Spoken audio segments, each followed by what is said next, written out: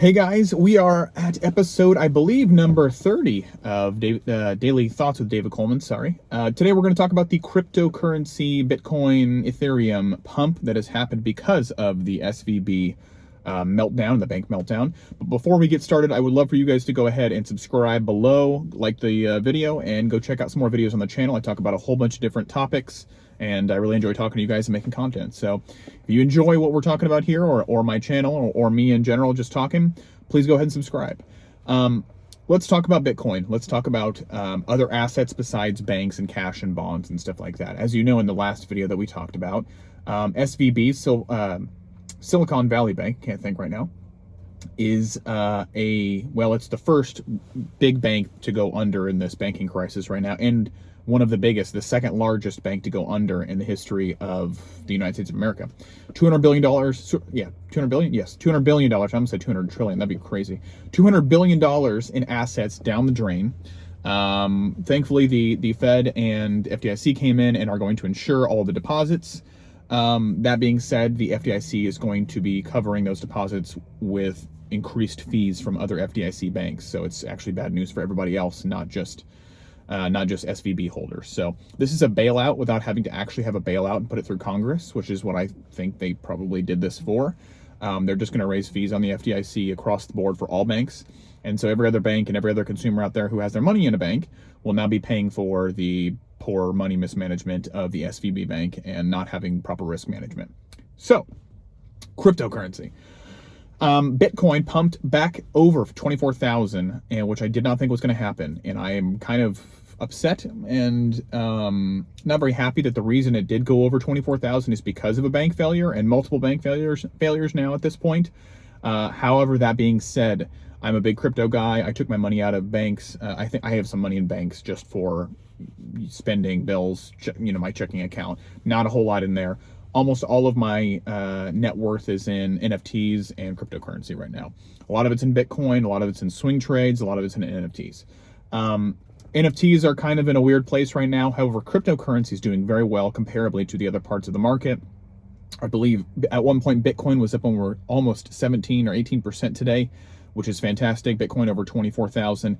A lot of people are calling for another level above this, possibly up to 25,200, 25,800. I've seen predictions up to 28,000 for Bitcoin to top out at, which would be fantastic. I can close out some of my swing trades and make some good money on that. However, that being said, cryptocurrency will have, I think, a small pump here, or a moderately sized pump, but I think it is a bull trap. I think this contagion of the banking market right now is actually going to cause a lot of hurt in the cryptocurrency market.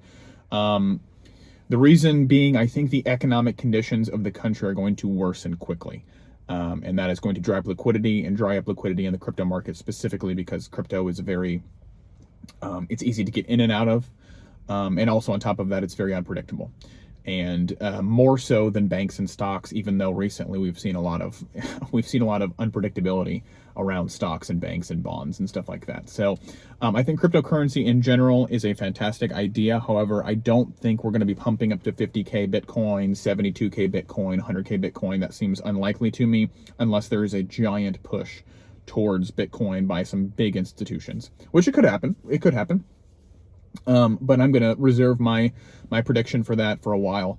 I do think we're going to see a pump here up to probably the next level, probably 25.2, 25.5, and then we'll probably go right back down to, we may slam all the way down to 18K Bitcoin again. It depends on how bad this banking contagion is going to get.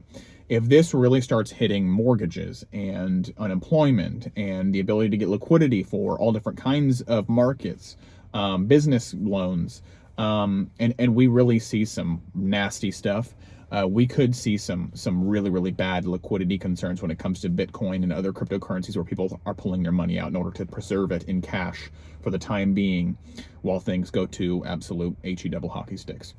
That being said, today is March 13th and tomorrow is March 14th, my birthday. And the CPI, which is the Consumer Price Index, we talk a lot about that. We've talked about that multiple times, is going to be coming out tomorrow at 8:30 a.m. before the market opens. And a lot of people are predicting, first of all, that the CPI is going to come in low. A lot of people are predicting 5.96%. I am not so sure about that. I've seen a lot of used car market prices going up here recently, especially in February, went up 4 or 5% in the used car market, which is a lot. It's a lot for a used car to go up 5 to 6%. On top of that, the food industry has not been going down whatsoever, and we're starting to see more food-related export and import reductions. Chicken, poultry, we talk about chicken a lot on this channel. Poultry is starting to be restricted from certain South American countries because of the H5N1 virus. And that may also happen if there's but if there's a huge outbreak of H5N1 that happens in the United States of America, we could see an export-import ban for the time being in order to stop that, that pandemic from getting bigger. That being said, I haven't seen prices going down. Fuel prices are starting to go up again. Gas is now $3.50 or so around here in Indiana, $3.60, which is not where it was even a couple months ago. Around the election time, it was down at $2.90 or so, which was kind of nice to have a small reprieve for a short time.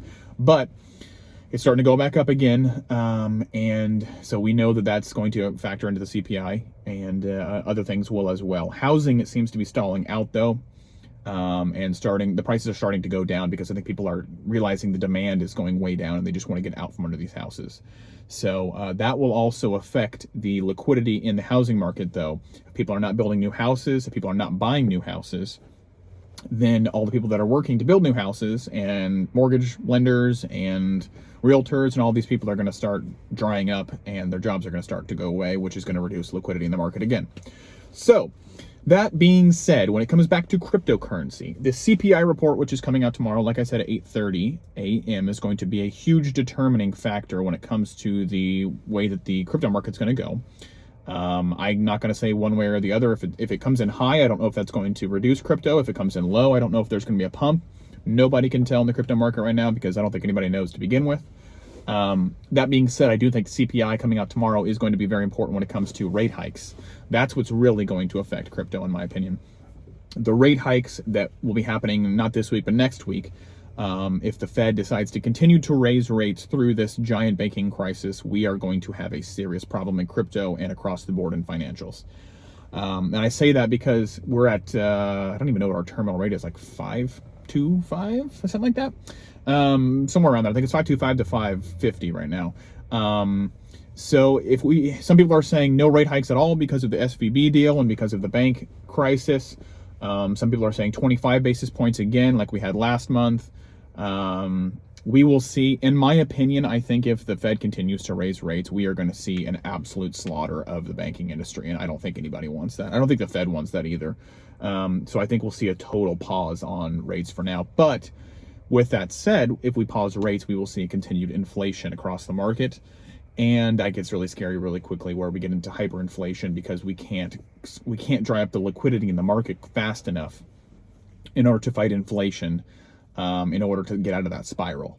So we're almost in a situation now where we have to decide, do we want sky-high inflation, but no interest rate hikes?